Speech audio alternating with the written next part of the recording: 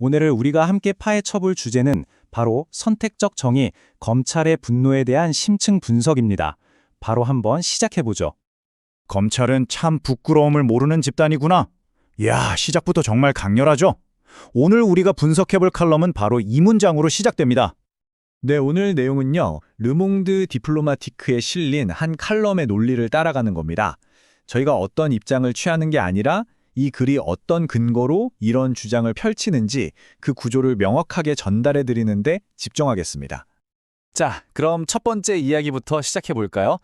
바로 검찰의 분모에 대한 이야기입니다. 이 칼럼은 최근 검찰 조직을 한번 발칵 뒤집어 놓은 사건에서부터 이야기를 풀어나가요. 칼럼에 따르면 대장동 사건 항소 포기 결정이 나오자 검찰 조직이 그야말로 들끓었습니다. 검사장급들이 이례적으로 공동 입장문을 내고 내부 통신망은 총장 사퇴하라는 목소리로 가득 찼죠. 결국엔 총장 직무대행이 자리에서 물러나는 일까지 벌어졌습니다. 이걸 보면서 컬럼은 아주 근본적인 질문을 던집니다. 검사들이 내세운 그 정의와 독립이라는 명분, 과연 이 격렬한 분노가 정말 그것을 위한 저항이었을까요? 아니면 다른 이유가 있는 걸까요? 자, 그래서 이 칼럼은 그 답을 어디서 찾고 있냐면요. 바로 선택적 정의라는 패턴에서 찾고 있습니다. 검찰의 분노가 순수하지만은 않다고 보는 근거죠. 칼럼이 제시하는 두 가지 사례를 한번 비교해 볼까요? 이게 정말 극명하게 대비되는데요. 과거 윤석열 전 대통령 장모의 구속 취소 결정에 대해 검찰총장이 항고를 포기했을 때 검찰 조직은 놀랍도록 조용했습니다. 그런데 왜 이번 대장동 사건 항소 포기에는 총장 사퇴까지 요구하는 이런 거센 분노가 터져 나왔을까요? 바로 이 지점에서 저자는 이렇게 딱 잘라 말합니다. 그때는 가만히 있다가 지금은 이렇게 분노하는 것. 이 차이를 보면 답이 나온다는 거죠. 그때의 침묵과 지금의 광풍 사이에는 조직의 이해가 있을 뿐 원칙은 없다.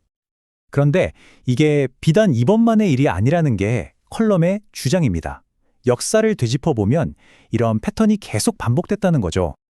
예를 들어 노무현 정부 때는 어땠나요? 법무부 개혁에 반발해서 이른바 검란이라는 것까지 있었죠. 또 문재인 정부 때는 수사권 조정에 맞서서 저항했고요. 그러니까 자신들의 힘이 좀 약해진다 싶을 때마다 집단 행동에 나섰다는 겁니다. 그런데 흥미로운 건 이명박, 박근혜 정부 시절에는 권력이 수사에 개입해도 비교적 잠잠했다는 점을 칼럼은 지적하고 있어요. 결국 칼럼이 말하고 싶은 건 이거예요.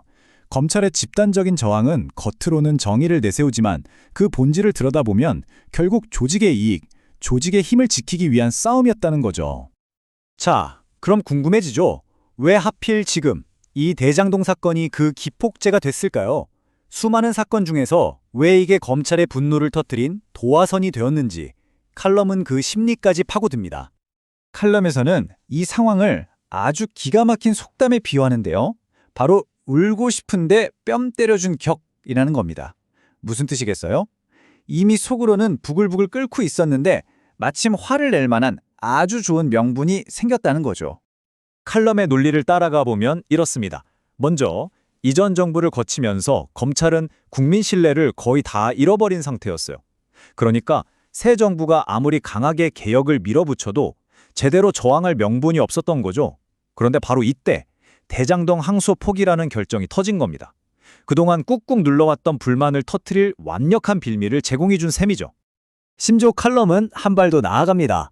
사실 이 항소 포기 논란이 있기 전에 나온 1심 판결 자체가 이미 검찰의 판정패였다고 아주 날카롭게 지적해요. 그럼 1심에서 대체 어떤 판단이 나왔길래 그럴까요? 재판부는요, 이재명 당시 시장의 불법성이 입증되지 않았다고 봤고 또 이 사건의 핵심이었던 그 42억 약정, 이것도 인정하지 않았습니다. 바로 이 지점 때문에 칼럼은 애초에 검찰의 기소 자체가 좀 허술했고 1심 판결은 사실상 검찰의 패배나 다름없었다, 이렇게 주장하는 겁니다. 자, 이제 컬럼의 마지막 부분으로 가보겠습니다. 이 모든 상황을 종합해서 저자는 검찰의 현재와 미래를 어떻게 보고 있을까요? 솔직히 말해서 평가는 아주 비관적입니다. 저자는 정권이 바뀌면서 순식간에 위상이 흔들리는 검찰의 모습을 이렇게 표현합니다. 정말 강렬한 비유인데요. 권력의 사냥개 역할을 했던 검찰은 발밑에 땅이 꺼지면서 허공에서 흔들리고 있다.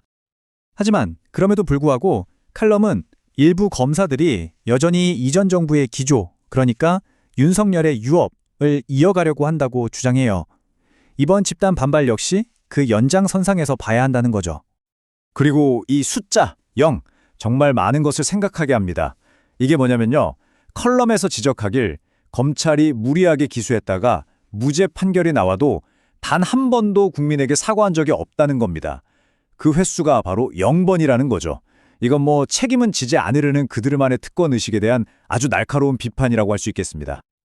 자, 오늘 우리는 한 칼럼의 시선을 따라서 검찰의 분노, 그 이면을 깊숙이 들여다봤습니다. 이 글은 마지막으로 우리 모두에게 이런 묵직한 질문을 던지면서 끝을 맺습니다. 무너져가는 특권 성체의 잔해 위에서 그들의 울음은 과연 무엇을 남길 것인가? 여러분은 어떻게 생각하시나요? 오늘 분석은 여기까지입니다.